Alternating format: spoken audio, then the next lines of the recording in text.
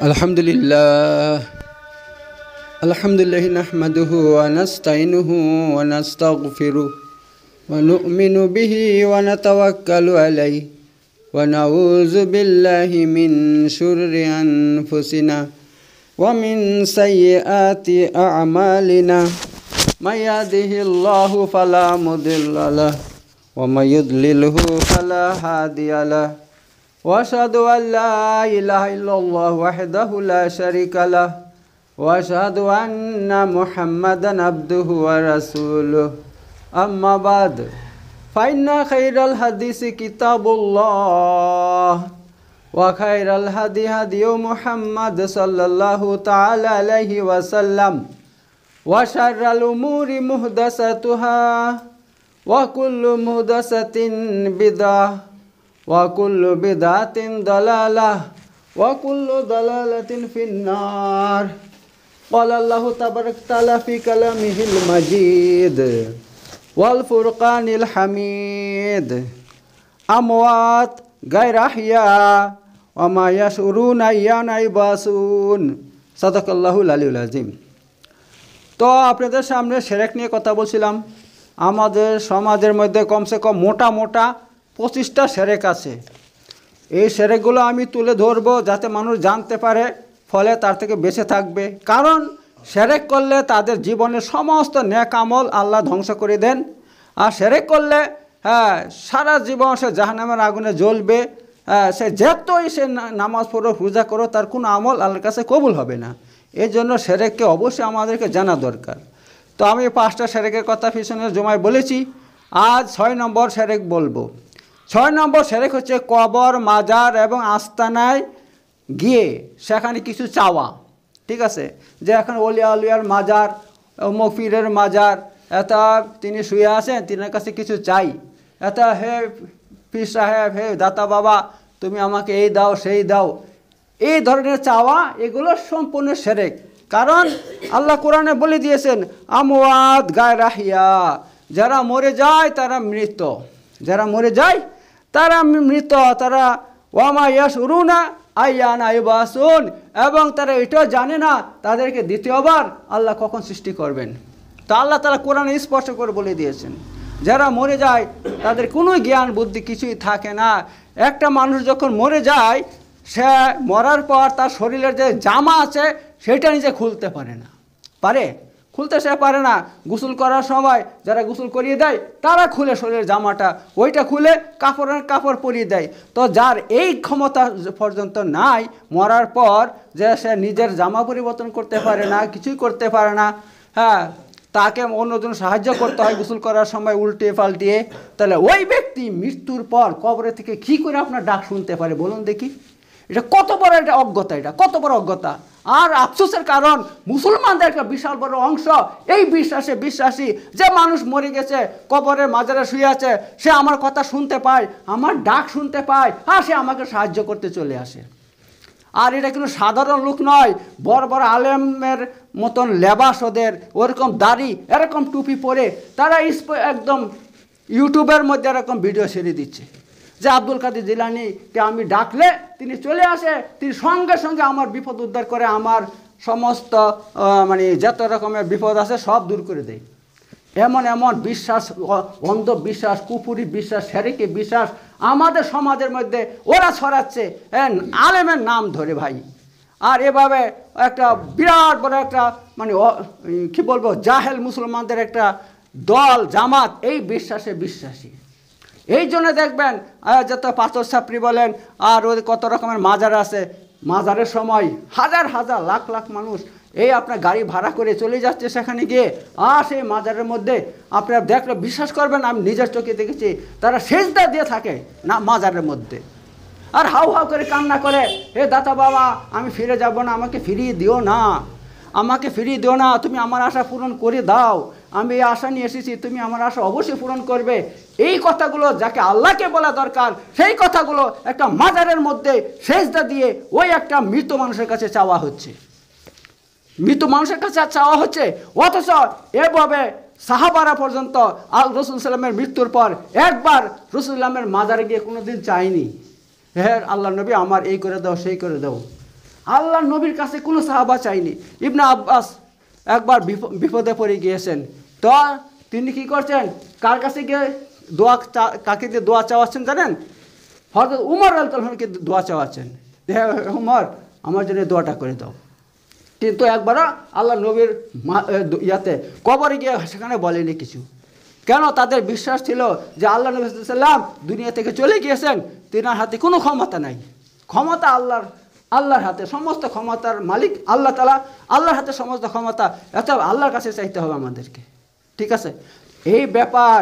তো মানুষ যারা মরে গেছে, কবরে চলে গেছে, সেই কবরে গিয়ে কোনো কিছু চাওয়া যাবে না, ঠিক আছে? যদি চাই তাহলে সেরেক হয়ে যাবে একেবারে।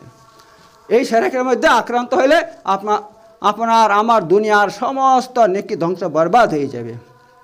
আর 7 নম্বর সেরেক। 7 নম্বর সেরেক হচ্ছে জাদু টোনা বান করা। জাদু টোনা বান ইত্যাদি করা এবং করানো দুইটাই সেরেক। অর্থাৎ আর এই সেরেকের মধ্যে আজ মুসলমানদের একটা বিরাট অংশ যুক্ত রয়েছে।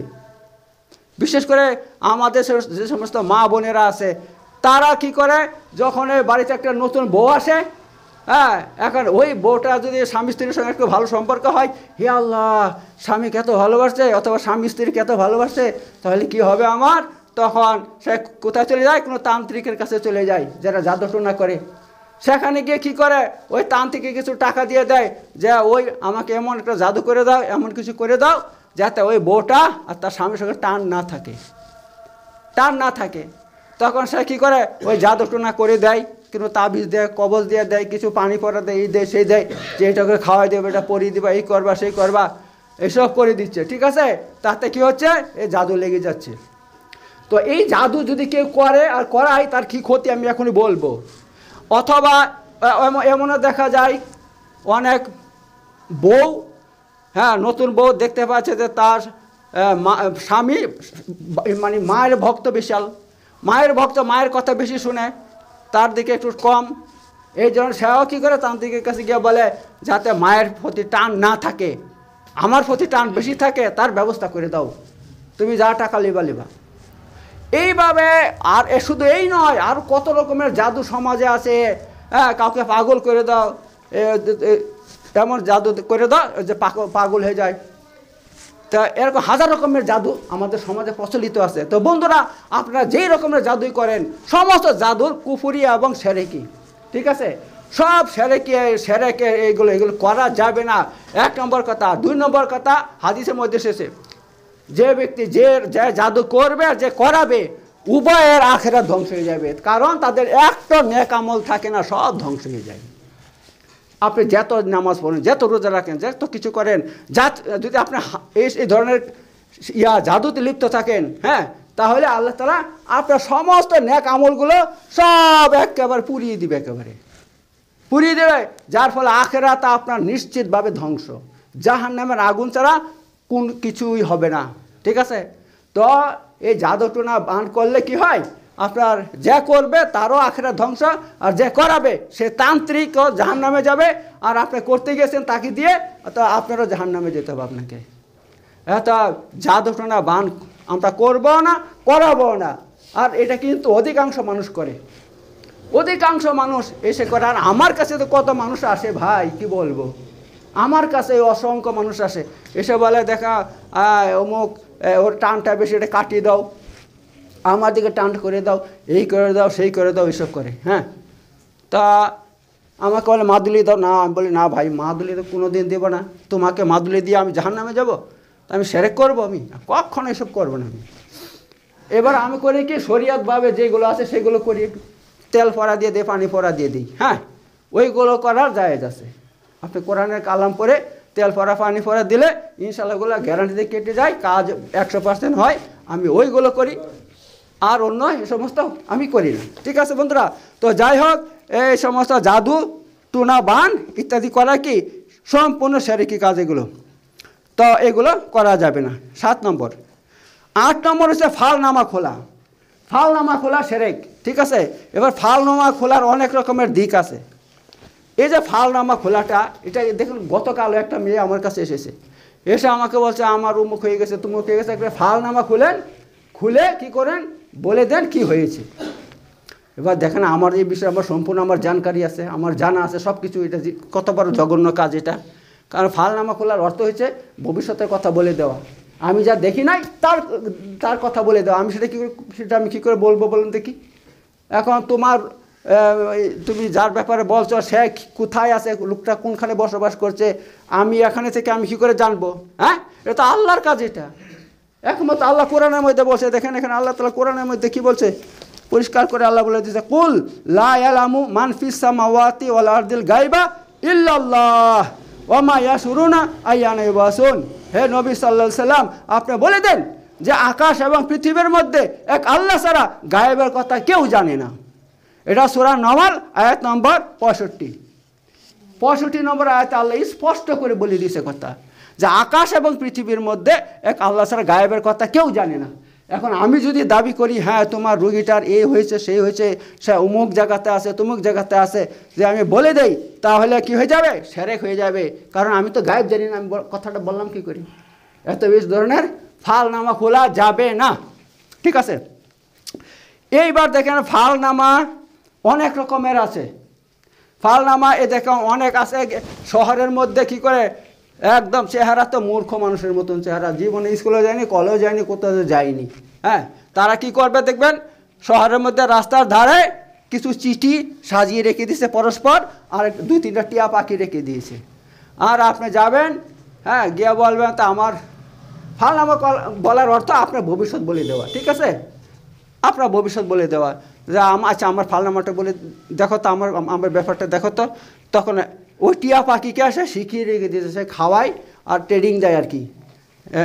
তো এক ইশারা দিয়ে দেয়, টিয়া পাখি সেই ইশারাটা বুঝে যায়, সে একটা চিঠি টেনে বার করে এনে ফেলে দেয় সামনে। এবার সেই চিঠির ভিতরে একটা কাগজ আছে, কাগজে সব কিছু লেখা আছে, সেই কাগজ পড়ে শুনিয়ে দেয়। হ্যাঁ, শুনিয়ে দেয়। তো বন্ধুরা, এই জিনিসগুলো সম্পূর্ণ শিরকি কাজ। কারণ ভবিষ্যতে কি হবে না হবে আল্লাহ ছাড়া কেউ জানে না। হ্যাঁ, আল্লাহ ছাড়া কেউ জানে না। এই সমস্ত বিশ্বাস করা শিরক, এগুলো করা যাবে না। তো আর 1 নম্বর কথা। আর 2 নম্বর কথা হচ্ছে আপনার ইসলামের মধ্যে ফালনামার কোনো অস্তিত্ব নাই। ফালনামার বিষয়ে আল্লাহ রাসূল সাল্লাল্লাহু আলাইহি ওয়াসাল্লাম কখনো কিছু বলে যায়নি যে ফালনামা তোমরা বার করবে, ফালনামা এই করবে সেই করবে, কখনো আল্লাহ নবী বলে নাই। এবং কোনো সাহাবারা জীবনে কোনো দিন এই সমস্ত বিষয় নিয়ে চর্চা করে নাই। এই জিনিসটা আল্লাহ নবীর যুগে ছিল না, সাহাবাদের যুগে ছিল না, তাবেঈনদের যুগে ছিল না। এই বর্তমানে এইগুলো কোথায় থেকে এসেছে জানেন? মুসলমানদের কাছ থেকে এসেছে, এগুলো হিন্দুদের কাছ থেকে এসেছে। হিন্দুদের মধ্যে অনেক আছে, আপনার যোগী বাবা আছে, কি বলে এদেরকে, এই সমস্ত আছে না, ওরা কিন্তু এই সমস্ত ওদের যে কিতাব আছে সেই কিতাব থেকে দেখে এই সমস্ত বলে, কিন্তু ইসলামে তার অস্তিত্ব নাই। তো এইগুলো ফালনামা বের করা এবং তা বিশ্বাস করা, এগুলো কি শিরকের মধ্যে পড়ে যাবে, সম্পূর্ণ শিরক। এই জন্য আমরা কোনো দিন এই শিরকে লিপ্ত হবার চেষ্টা করব না। তো এ ছিল আপনার 8 নম্বর। 10 নম্বর হচ্ছে বদ নজর ও রোগ বালা থেকে বাঁচার জন্য তাবিজ কবজ কি করা, ব্যবহার করা। তাবিজ কবজ ব্যবহার করা। ঠিক আছে, এবার দেখেন তাবিজ কবজ ব্যবহার করার ব্যাপারে আল্লাহ নবী সাল্লাম স্পষ্ট হুকুম দিয়ে গেছে আমাদেরকে। মান তাআলাকা তামিমাতান ফাকাত আশরাকা, যে ব্যক্তি গলার মধ্যে তাবিজ লটকালো সে শিরক করলো। এত যখন আল্লাহ নবী সাল্লাম তার বিরোধিতা করছেন এবং তাকে শিরক আখ্যা দিয়েছেন, তাহলে আমরা কি করে তা ব্যবহার করতে পারি, কি করে তাবিজ লিখতে পারি? কখনো তাবিজ লেখা ইসলামের মধ্যে নেই। ইসলামের মধ্যে তাবিজ কখনো লেখা যাবে না। কারণ আপনি তাবিজ লেখে আপনি যদি মনে করেন তাবিজ আমি ধারণ করছি এই জন্য আমার বিপদ দূর হয়ে যাবে, হ্যাঁ, আমার রোগটা ভালো হয়ে যাবে, আমার মনের আশা পূরণ হবে, এই হবে সেই হবে, এই মনে করি আর তাবিজ পড়েন, তাহলে তাবিজকে আল্লাহ বানিয়ে দিয়েছেন। তাবিজে সমস্ত কিছু করতে পারে আপনার। হ্যাঁ, অথচ এই কাজটা একমাত্র আল্লাহর কাজ। আল্লাহর কাজের দায়িত্ব অন্য কাউকে দিতে পারেন না আপনি। ঠিক আছে, তো এই জন্য তাবিজ পরা, ব্যবহার করা, গলায় ঝোলানো সব কিছু ইসলামের মধ্যে শিরক, হারাম। এই হলো ব্যাপার। আর দ্বিতীয় কথা হচ্ছে তাবিজ নিয়ে আরও অনেক রকম কথা বলা যায় এখানে। যেরকমভাবে অনেক সময় কোরআনের এমন আয়াত আছে, সুন্দর সুন্দর আয়াত আছে, যেগুলো যদি লেখে, যেরকম আয়াতুল কুরসি আছে, তারপর যেরকম মুহাব্বতের আয়াত আছে, মুহাব্বত যেগুলো পড়লে ওয়া আলাকাইতু আলাইকা মুহাব্বাতাম মিন্নি, হ্যাঁ, ওয়া আলাকাইতু আলাইকা মুহাব্বাতাম মিন্নি, আমি তোমার উপর মুহাব্বত ভালোবাসা ঢেলে দিয়েছিলাম। আল্লাহ তাআলা কোরআনে বলছেন, কার জন্য কথাটা বলছেন? আপনার মুসা আলাইহিস সালামের জন্য। অর্থাৎ মুসা আলাইহিস সালামকে হ্যাঁ বাচ্চা বয়সে কে লালন পালন করে বড় করছিল? সেই আপনার ফেরাউন বড় করছিল। তো সে অনেক বড় ঘটনা, ওইদিকে আমি যাচ্ছি না। তো আল্লাহ তাআলা এখানে এটাই বলে দিচ্ছেন যে হে মুসা, ফেরাউন তোমাকে হত্যা করেনি, সমস্ত যত ছেলে সন্তান জন্মগ্রহণ করতো তার মানে রাজত্বে সব বাচ্চা বয়সে জবাই করে দিত। কিন্তু মুসাকে কেন করেনি? আল্লাহ বলছে, হে মুসা, আমি তোমার উপরে এত মহব্বত ঢেলে দিয়েছিলাম, ভালোবাসা ঢেলে দিয়েছিলাম যে ফেরাউন তোমাকে দেখে থাকতে পারতো না, তোমাকে এত মহব্বত করতো, কারণ আমি তার অন্তর মহব্বত ঢেলে দিয়েছিলাম।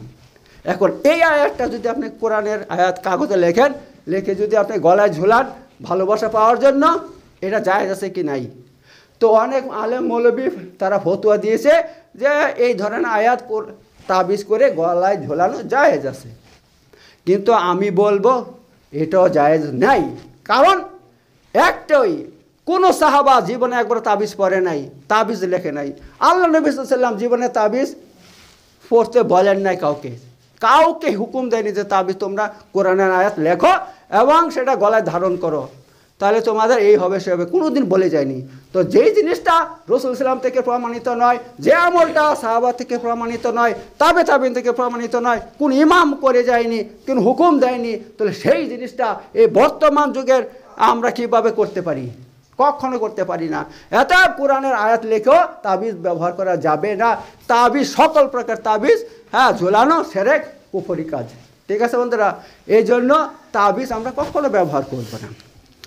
তাই হয়ে গেল 8 নম্বর। আচ্ছা, এবার এটা হয়ে গেল 9 নম্বর হয়ে গেছে। 10 নম্বর হচ্ছে এমন কাজ যা আল্লাহর জন্য খাস, এমন কাজ অন্য কারোর জন্য করা শিরক। ঠিক আছে, যেই কাজটা আল্লাহর জন্য খাস সেই কাজ অন্য কারোর জন্য করা শিরক। যেমনভাবে অতি ভক্তি, অতি ভালোবাসা, অতি ভক্তি, অতি ভালোবাসা, এটা কার জন্য খাস? একমাত্র আল্লাহর জন্য।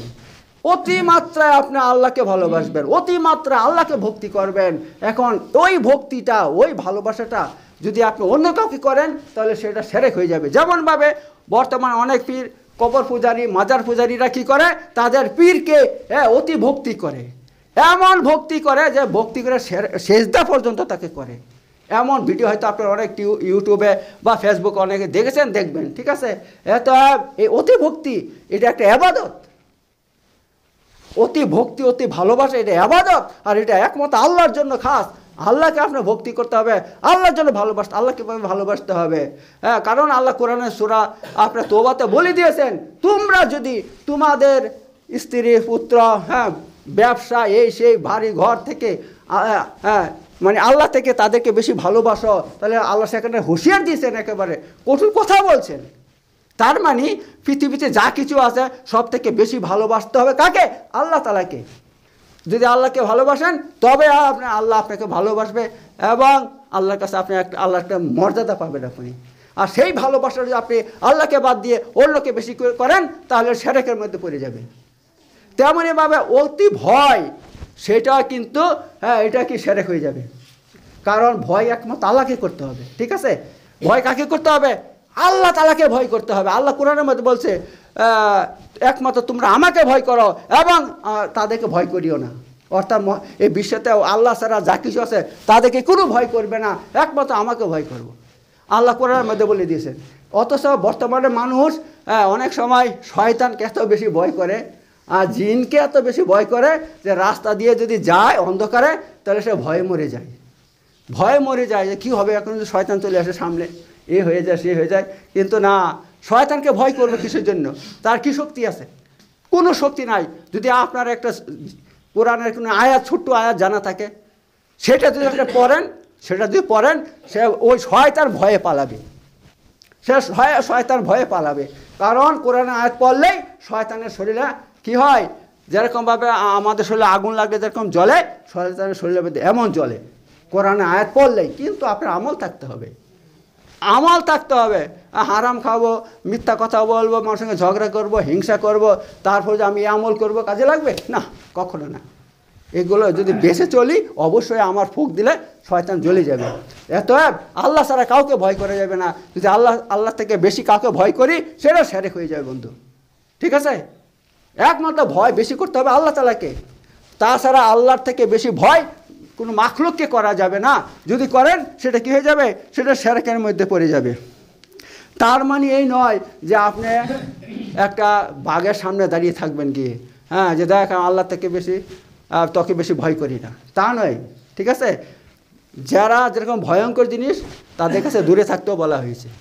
একটা বাঘ আছে, তারপরে আপনার জঙ্গলের মধ্যে কত এরকম ভয়ঙ্কর জানোয়ার আছে, মানুষকে মানে শিকার করে খেয়ে ফেলে। হ্যাঁ, তার মানে তার কী করতে হবে, সেখান থেকে বেশিও থাকতে হবে।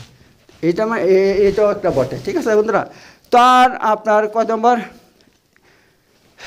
10 নম্বর, 11 নম্বর হয়ে গেছে। 11 নম্বর, শরীরের মধ্যে কোনো জিনিসের শরীরের নিশানি তৈরি করা, হ্যাঁ, এবং আপনার ডিজাইন তৈরি করা, এই নিয়তে যে এইগুলো আমার শরীরে থাকলে আমার কেউ কোনো ক্ষতি করতে পারবে না, তাহলে এগুলো শিরক। ঠিক আছে, এই দেখেন খ্রিস্টানরা কী করে জানেন তো, তাদের যে আছে ক্রুশ আছে না, ক্রুশের আপনার কী করে, ওই আপনার টেটু তৈরি করে, শরীরের মধ্যে টেটু তৈরি করে, এখানে এখানে এখানে এখানে যেখানে সেখানে তৈরি করে টেটু। ঠিক আছে, আর ওই টেটু তৈরি করে, আর তাদের কি নিয়ত থাকে যে এইগুলো আমাদের ধর্মের মানে জিনিস, আমাদের শরীরে থাকলে কী হবে, আমাদের কেউ কোনো ক্ষতি করতে পারবে না।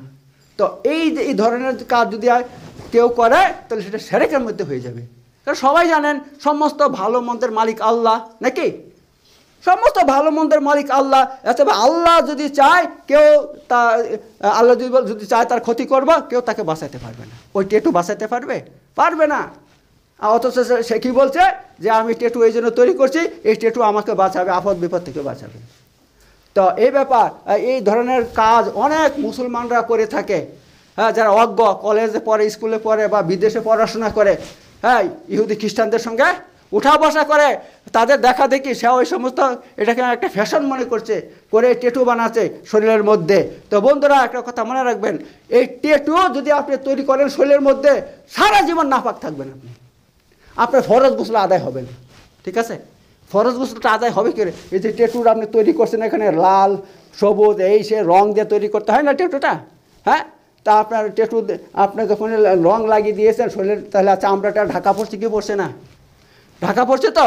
অথচ ফরজ গোসলের মধ্যে কি নিয়ম, আপনার পা থেকে মাথা পর্যন্ত সমস্ত শরীর চামড়ার মধ্যে পানি পৌঁছাইতে হবে, ভিজতে হবে চামড়াটা। যদি কোথাও শুকনো থাকে, পানি না পৌঁছে, তাহলে আপনার ফরজ গোসল হবেই না। অতএব যারা টেটু শরীরে তৈরি করে, তাদের জীবনও তাদের মানে তারা সারা জীবন নাপাক থাকে। হ্যাঁ, কারণ তো বলে দিলাম, ওইটা রং দিয়ে তৈরি করে, চামড়াকে ঢেকে ফেলে ওই রংটা। আর একটা কথা হচ্ছে, এই টেটু যদি একবার তৈরি করেন, সারা জীবন পর্যন্ত ওইটা মুছবে না। একমাত্র রাস্তা হচ্ছে কি, ওই চামড়াটা কেটে বাদ দিতে হবে, চামড়া তুলে দিতে হবে। আর সেটা হারাম ইসলামের মধ্যে, সেটা হারাম। আল্লাহ আপনাকে এত সুন্দর করে তৈরি করছে, হ্যাঁ, এত সুন্দর করে তৈরি করছে, সেটাকে আপনি মানে তার ইয়াটা করে দিবেন, চামড়া কেটে সেটা বাদ দিবেন, সেটা হারাম। ঠিক আছে, আর সবচেয়ে বড় কথা, রাসূল সাল্লাল্লাহু আলাইহি ওয়াসাল্লাম লানত করছেন এমন ব্যক্তিকে, লানত করছেন যে আল্লাহ তাআলা যাকে যেভাবে সৃষ্টি করছে, সে যদি তার সেই রূপটাকে পরিবর্তন করে তাহলে কোনো জিনিস দিয়ে, তাহলে তার উপর আল্লাহ লানত। ঠিক আছে, এত যারা টেটু শরীরের মধ্যে তৈরি করে, তাদের উপরে আল্লাহর লানত, তাদের উপরে আল্লাহ তাআলার লানত। এত এই জিনিসটা যদি কেউ করে, তাহলে তার দুনিয়াও নাই, আখিরাতও নেই। এত আমাদেরকে কী করতে হবে, এই ধরনের কাজ করার থেকে বিরত থাকতে হবে। শরীরের মধ্যে কোনো টেটু, কোনো নিশানি আমরা তৈরি করব না। তা এটা হচ্ছে আপনার কয় নম্বর, 11 নম্বর। এবার 12 নম্বর হচ্ছে চাঁদ, সূর্য, গ্রহ, নক্ষত্র ইত্যাদির কোনো প্রভাব আছে। ঠিক আছে, চাঁদ, সূর্য, অন্য গ্রহ, নক্ষত্রে এই বিশ্বাস রাখা যে তাদের চলাফেরা ও আসা যাওয়ায় মানুষের জীবনে ভালো মন্দের প্রভাব ফেলে, এটা শিরক। এটা শিরক। কারণ এই বিশ্বাসে কিন্তু যারা আমাদের আশেপাশে আছে হিন্দু, ওরা 100% এই বিশ্বাসে বিশ্বাসী। ঠিক আছে, তারা কিন্তু এইগুলো মানে, যে শনির গ্রহ লেগে যাবে, তোমার জীবনে শনির গ্রহ লেগে গেছে, তোমার জীবনে শনির গ্রহ লেগে গেছে, এই জন্য তোমার কি হচ্ছে, তোমার খালি ক্ষতি হচ্ছে নাউজুবিল্লাহ মিন জালিক বলেন। হ্যাঁ, আল্লাহ তাআলা আকাশের মধ্যে এই সমস্ত গ্রহ নক্ষত্র সৃষ্টি করে দিয়েছেন, হ্যাঁ, আল্লাহ দেখানোর জন্য যে দেখো আমি পারি, আমি এসব সৃষ্টি করতে পারি, এবং তাদেরকে সৃষ্টি করে আমি ঝুলিয়ে রাখি আকাশের মধ্যে, তারা এভাবে তারা চলছে, দিন রাত এভাবে চলছে, চলাফেরা করছে আল্লাহর হুকুমে, এবং তাতে মানুষের উপকার আছে, এই জন্য আল্লাহ সৃষ্টি করছে। আর সেইগুলোকে মানুষ কী করছে, এই ধরনের যারা মানে কি বলবো ওদেরকে, তারা তাতে বিশ্বাস করে যে ওদের চলাফেরাতে মানুষের জীবনে কি ভালো মন্দের প্রভাব ফেলে। না বন্ধু, না। এই সমস্ত গ্রহ নক্ষত্রের চলার ফলে মানুষের জীবনে কোনো প্রভাব পড়ে না, ভালো মন্দের কোনো প্রভাব পড়ে না, কারণ মানুষের জীবনে একমাত্র আল্লাহর প্রভাব পড়ে। আল্লাহ যদি চায় সেটা মানুষের জীবনে হয়, আল্লাহ যা চায় না সেটা হয় না। আল্লাহ ছাড়া পৃথিবীর বাড়িতে কারো উপরে কোনো প্রভাব নাই, কিচ্ছু নাই, কেউ কিছু ক্ষতি করতে পারবে না। এত গ্রহ নক্ষত্রের উপর এই ধরনের বিশ্বাস রাখা কি শিরক। আচ্ছা, এ ছিল আপনার 12 নম্বর। আর 13 নম্বর হচ্ছে তেমনই দিনের প্রভাব মানা শিরক। দিনের প্রভাব বলে না শনিবার দিন এই কাজ করতে নাই, হ্যাঁ বৃহস্পতিবার দিন এই কাজ করলে তাতে খুব ভালো হয়। না বন্ধু, না, এই ধরনের জিনিস মানা এগুলো শিরক। দিনের কোনো প্রভাব নাই। আল্লাহ তাবারক তাআলা দিন তৈরি করছে মানুষের মানে গণনার জন্য। এই 7 দিন, 7 দিনের 7টা নাম। এবার 4 সপ্তাহে কী হয়, একটা মাস হচ্ছে, 12 মাসে একটা বছর হচ্ছে, এই আর 12 বছর একটা যোগ হচ্ছে, এইগুলো হিসাবের জন্য আল্লাহ তৈরি করছে। এই সমস্ত দিনের মধ্যে কোনো নাই, কোনো তাদের প্রভাব নাই যে শনিবার দিন এই কাজ করলে এই ক্ষতি হবে, হ্যাঁ মঙ্গলবার করলে মঙ্গল হবে, এইসব কিচ্ছু নয় ভাই। সমস্ত মঙ্গলের মালিক আল্লাহ তাবারক তাআলা, অথবা আল্লাহর জাতের উপরে বিশ্বাস রাখুন, আর এই সমস্ত দিনের উপরে কোনো বিশ্বাস রাখবেন না। যদি বিশ্বাস রাখেন যে তাদের প্রভাব আছে, হ্যাঁ, তাহলে এটা শিরক হয়ে যাবে বন্ধু। অথচ এই শিরক কিন্তু অনেকে করে, শিরক করে। বর্তমান যুগে মানুষ কম করছে। আগে যে মুরব্বীরা ছিল তারা কি করতে, কোন দিন বিয়ে ঠিক করছিস তোর ছেলের, অমুক দিন, আরে সর্বনাশ করছিস, ওই দিন করতে হইতো না, হ্যাঁ ওই দিন ভালো নয়, ওই দিনটা ভালো নয়, এই সমস্ত শিরকে তারা লিপ্ত ছিল। কিন্তু বর্তমানে অনেকে সজাগ হয়ে গেছে, তাই তারা এই সমস্ত শিরক করে না। 13 নম্বর, 13 নম্বরটা বলে দিয়েছি। এই 14 নম্বর হচ্ছে সময়ের প্রভাব মানা। সময়ের, যা কি সন্ধ্যার সময় এই কাজ করতে নাই, হ্যাঁ, সন্ধ্যার সময় কাউকে কিছু দিতে নাই, সন্ধ্যার সময় পানি ফেলতে নাই, এই সমস্ত মানা সম্পূর্ণ শিরক। ঠিক আছে, এই সময়ের কোনো নেই, সময়ের হাতে কিছুই নাই, সব আল্লাহর হাতে। ভালো মন্দের মালিক আল্লাহ তাআলা। ঠিক আছে, এই শিরক কিন্তু আমাদের অনেক ঘরে ঘরে করে মানুষেরা, যে সন্ধ্যার সময় এই দিতে নাই, হ্যাঁ উমুক দিন এই দিতে নাই, তুমুক দিন বাঁশ কাটতে নাই, হ্যাঁ এই শিরকে সবাই লিপ্ত আছে বন্ধুরা। এগুলো সম্পূর্ণ শিরক, আমরা জানি না। আর এই বিশ্বাস নিয়ে মরলে, যদি আমরা বিশ্বাস নিয়ে মরি, তো সারা জীবন জাহান্নামের আগুনে থাকতে হবে, কোনো দিন বের হবে না, কোনো দিন বের হবে না। কারণ আপনি যদি দুনিয়া থেকে তওবা করে মরেন, তাহলে আপনার গুনাহ আল্লাহ মাফ করবে। তাছাড়া আল্লাহ কোরআনের মধ্যে বলে দিয়েছে, যারা শিরক করবে আমি তাদেরকে কখনো ক্ষমা করব না। তাছাড়া তারা অন্য কোনো গুনাহ করলে আমি চাইলে মাফ করব, না চাইলে মাফ নাও করতে পারি, কিন্তু শিরকের গুনাহ কখনো মাফ করব না। তো এই ব্যাপার। তো 15 নম্বর তারিখ মানা শিরক। তারিখ তো বলে দিলাম না, যে অমুক তারিখে এই করতে নাই, অমুক তারিখে এই করতে আছে, এই তারিখ মানা এগুলো শিরক। আচ্ছা, তো আর 16 নম্বর হচ্ছে রিয়া, অথবা লোক দেখানো ইবাদত করা শিরক। আল্লাহ নবী সাল্লাল্লাহু আলাইহি ওয়াসাল্লাম বলে দিয়েছে, লোক দেখানো নামাজ, লোক দেখানো রোজা রাখা, হ্যাঁ লোক দেখানো যে কোনো আমল করে, এগুলো শিরকের অন্তর্ভুক্ত। ঠিক আছে, এই ধরনের শিরক করলে কি হবে, আপনার আমলটা বরবাদ হয়ে যাবে, আপনার নেকিও হবে না, অথচ সারা জীবন জাহান্নামে থাকতে হবে। 17 নম্বর গায়রুল্লাহর কসম খাওয়া শিরক। ঠিক আছে, এক আল্লাহ ছাড়া কারো কসম খাওয়া যাবে না। যদি কসম খান তাহলে শিরক হয়ে যাবে। এমনকি আপনি কোরআনের কসম খেতে পারবেন না, নবী রাসূলের, কাবা শরীফের কসম খেতে পারবেন না। ঠিক আছে, আর অনেকে নিজের ছেলের সন্তানের কসম খায়, যে আমার ছেলের মাথার হাত থেকে বলছে, ভাই এটা এই কাজটা আমি করি নাই, বা এত দামে আমি এটা কিনি নাই, আমি এত দামে কিনেছি, হ্যাঁ মিথ্যা কসম খায়। আর যারা পাইকার আছে ভাই, তারা এইগুলো বেশি করে। ঠিক আছে, কখন এসব করবেন না। এই ধরনের কাজ করবেন না, তাতে কি হবে, আপনার আখেরাত ধ্বংস হয়ে যাবে। আপনি শিরকে লিপ্ত হয়েছেন, আপনি মরার সঙ্গে সঙ্গে জাহান্নামে যেতে হবে। আর 2 নম্বর কথা হচ্ছে, এই ধরনের কসম খেয়ে যারা ব্যবসা করবে তাদের ব্যবসা কোনোদিন লাভ হবে না, কোনো দিন লাভ হবে না, তারা ওই ব্যবসাতে তো লোকসান হবেই হবে। একমাত্র সত্যতার সঙ্গে ব্যবসা করেন, তাহলে ইনশাল্লাহ আপনার সব কিছু ঠিক হবে। আর অনেক হয়ে গেছে তো জানি না, দেখি নাই, যাক ইনশাল্লাহ পরে আবার সামনে শুক্রবার আরও বিস্তারিত বলবো। বারাকাল্লাহু ফিল আযীম ওয়া নাফা'না বিকুম বিযিকরিহি ইন্নাহু তাআলা জাওয়াদুল কারীমুল মালিকুল বারুর রাউফুর রহিম।